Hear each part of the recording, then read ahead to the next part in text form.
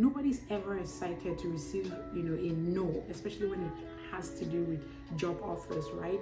But it also helps you to move on. Do you understand? It's like being in a relationship with someone and then you don't know if you are in that relationship or not. You don't know the future. You don't know if what are we doing, right? But if you do know that, oh, we're no longer together, everybody will just move on, and then you know that you're on your own. So if you still want to be in that relationship, you'll be in that relationship at your own expense.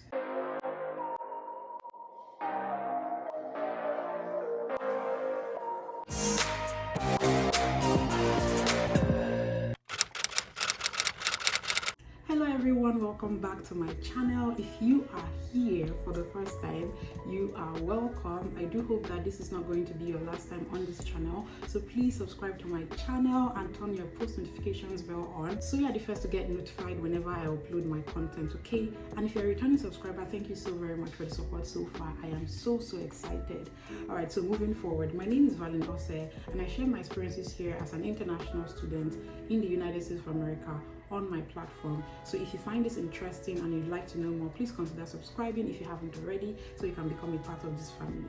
Before we dive right into today's video, as usual, I just wanted to let you know that I have a Telegram community for aspiring and current international students to get to meet one-on-one and to even have a direct access to me. So to become a part of that community, all you have to do is to click the link in the description down below, and it will take you directly to the Telegram group, and everything else that you need to do will be communicated to you once you're in the group. Now, if you're also somebody who's confused about your study abroad journey, you don't know what to do, you don't know how to find the right schools, you can also book a consultation or book me, and all you have to do is click the link as well in my description down below, and you can book me and I'll help you navigate this whole study abroad journey and everything in between. Okay, then the next thing which I feel is very important is that you subscribe to our mailing list. Now, subscribing to our mailing list is very essential and useful to you because that is where I dish out and send out everything, information that doesn't make it to my YouTube channel. So if you want to see never heard before stories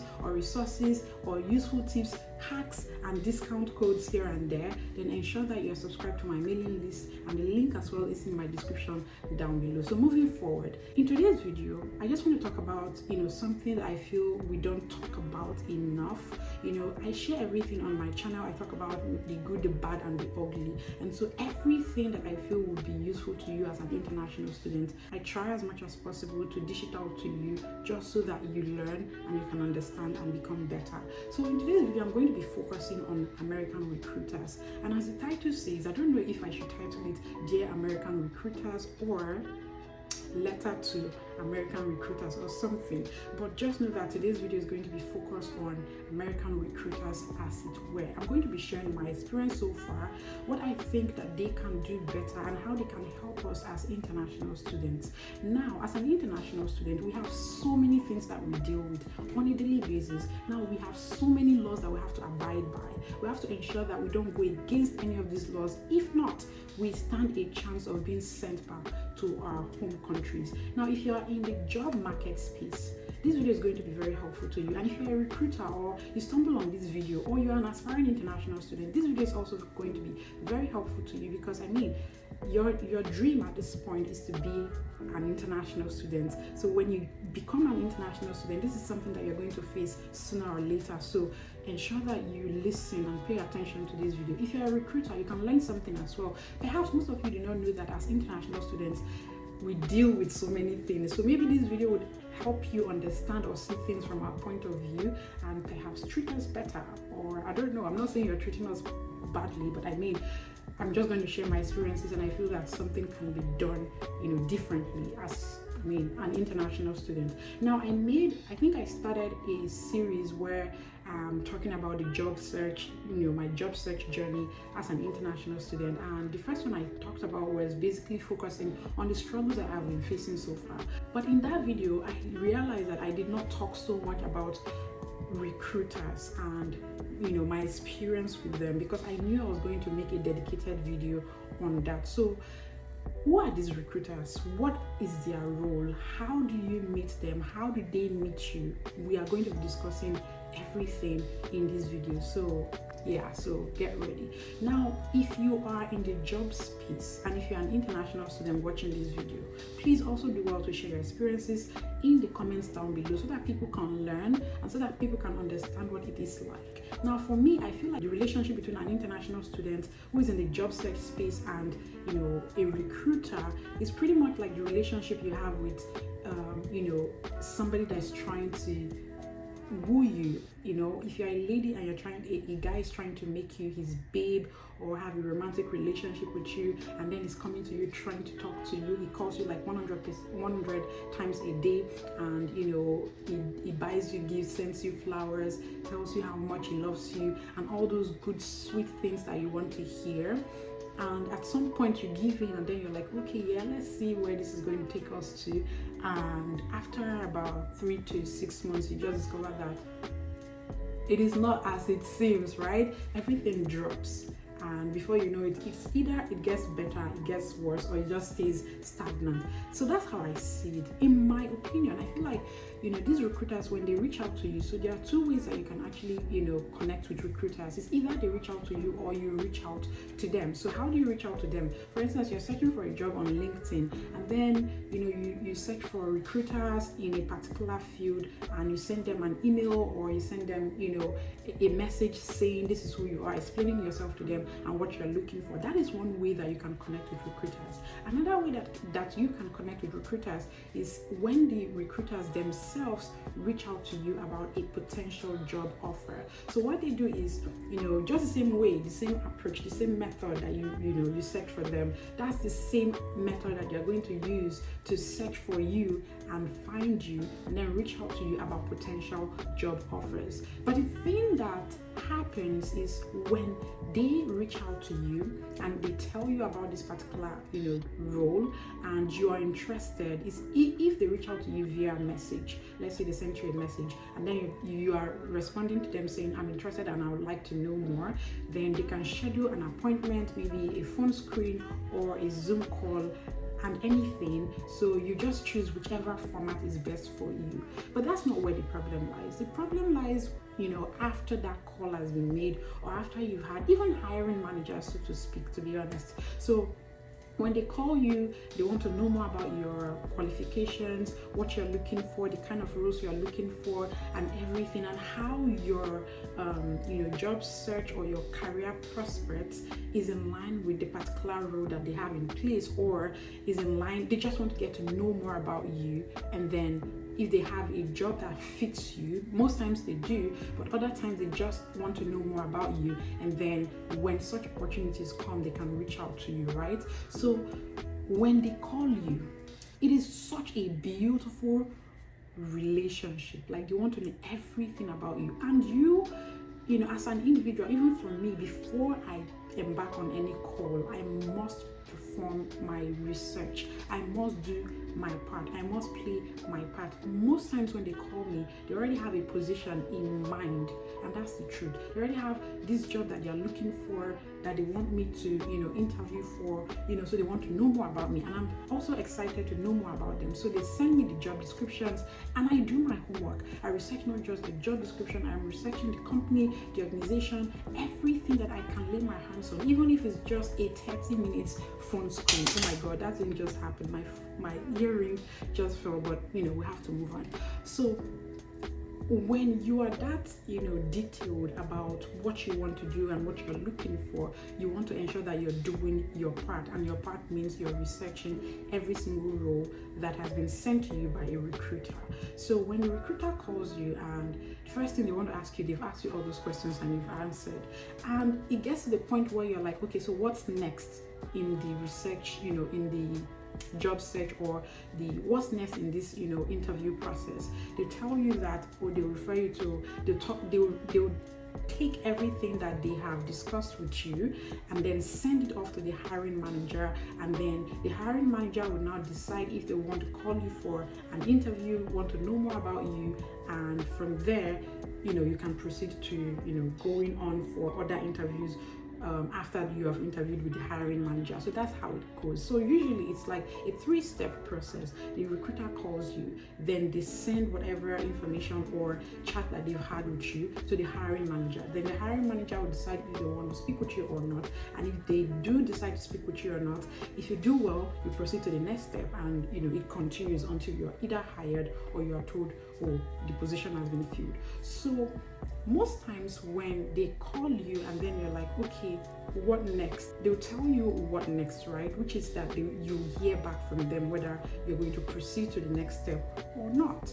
But it is so frustrating and it is so hurting and devastating that after you've given in your all, your commitment, your everything, you don't hear back from these recruiters. Like, they don't even send you a message to say, okay, we are no longer interested, we are now considering other candidates, we think other candidates are better off than you. Just say something to you so that you know that your chances for that job, or that you shouldn't even, so that you just don't worry anymore about that job and you can focus your energy on other job and even continue, right?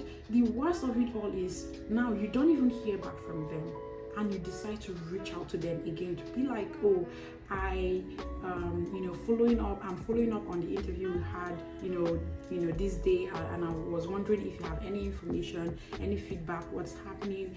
I'd like to know. I'm really excited about the position and I'd love to be considered for this role.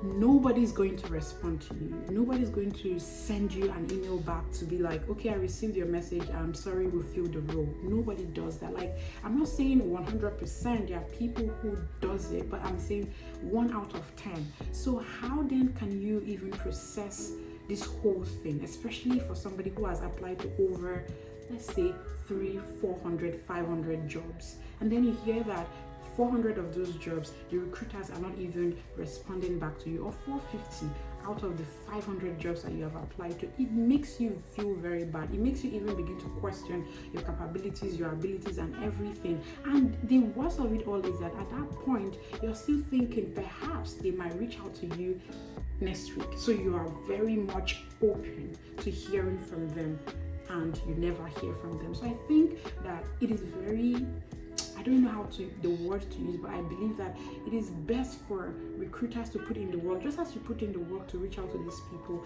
just as you put in the work to reach out to us as internationals. Please put in the work to communicate with us, because one thing that they get to ask you, during a phone screen or a Zoom call, they want to know how much of a communicator you are.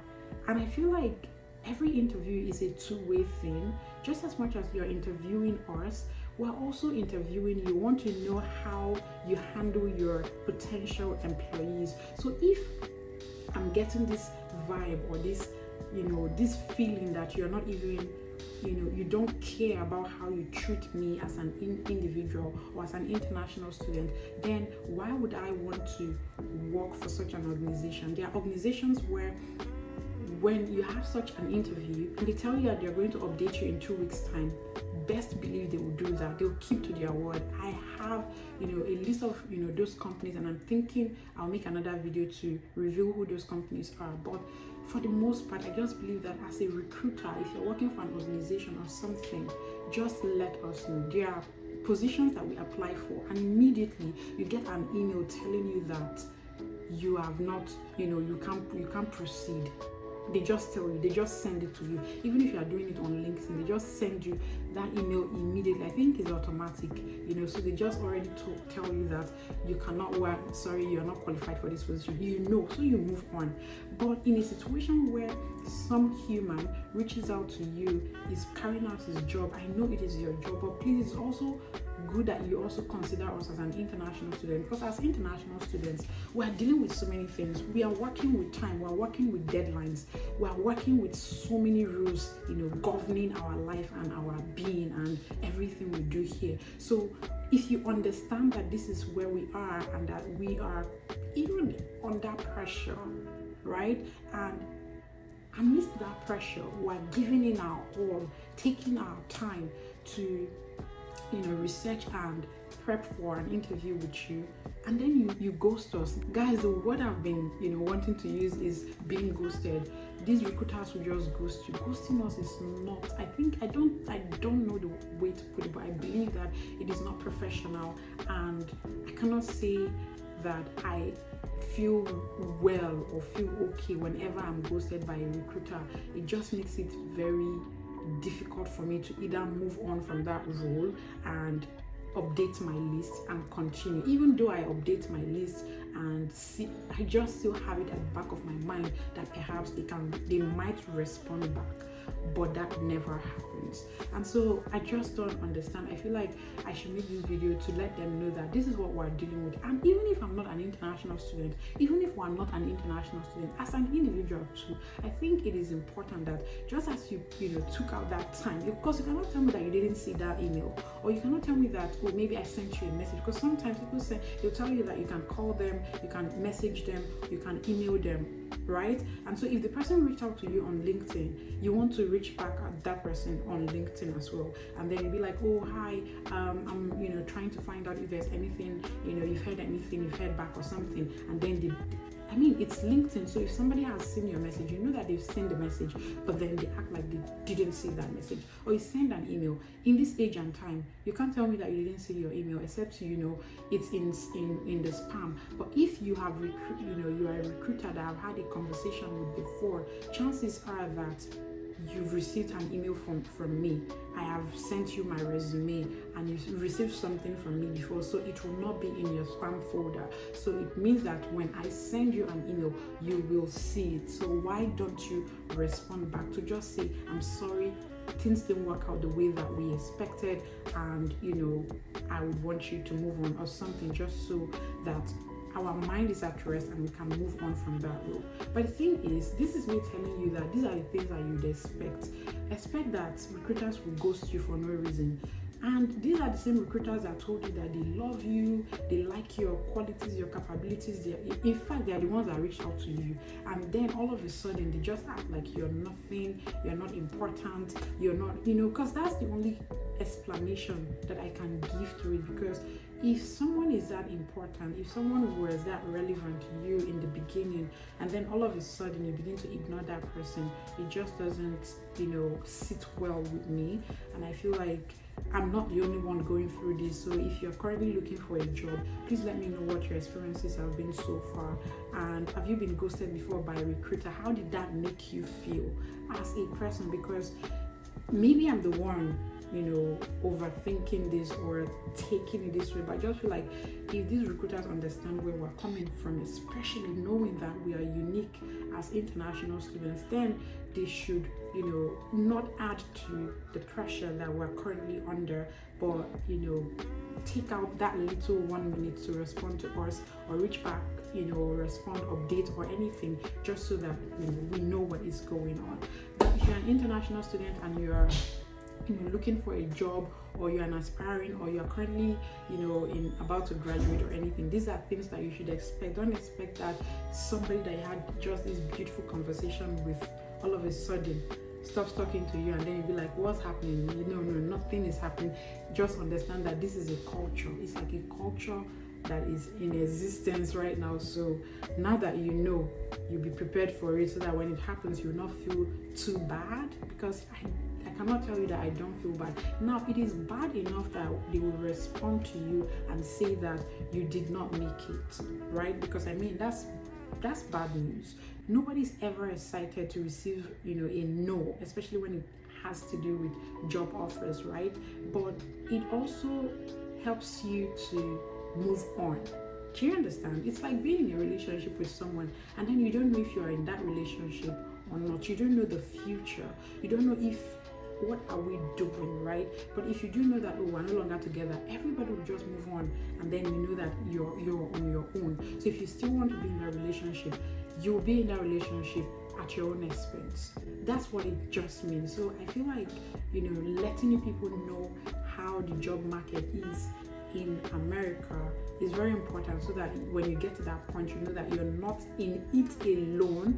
And then it also lets you understand that you have to be proactive when somebody comes to you, either via text message, call, or even email or anything. You don't have to put all of your eggs in that basket thinking this is the job. It is never the job. Until you get that job, it is never the job for you. I hope that this video has helped you as an international student, whether you are an aspiring or current international student. And if you're someone who's in the job market, I hope this video also helps you. I mean, because knowing that you are not in it alone is also very helpful. I mean, we know that two of us were digging it together. But if you're a recruiter and for some reason you stumble on this video, please, my request or my appeal is that you see us as unique international students and take out that time to respond to us so that we can move on. I don't know if it is a thing with the organization that when they don't proceed with you, you are not supposed to tell us, but please, I think it is something that you people have to discuss and then find a balance, because we're humans and nobody enjoys being ghosted for any reason. So if you've had any experience so far, please let me know. And if you're a recruiter, I would also like to know why you people do that. Is there a reason behind it? Because if it is done once or twice, I'll understand. But if it's like a thing for every recruiter, then I need to figure out if it's actually like a norm, a culture, and understand, so that when it happens again, I can just move on and be like, that's how it's done. Okay, so please let me know. I'd like to know more. Share your experiences with me down in the comments down below. Ask me any question you want to ask me about jobs, my experience so far. I'm still going to continue making this job search series in the USA because I see that you people enjoy it and you want to know more. So until you see me again in my next video, I remain valeenovarah, and I pledge to never give up, and I hope that you do the same. Bye guys.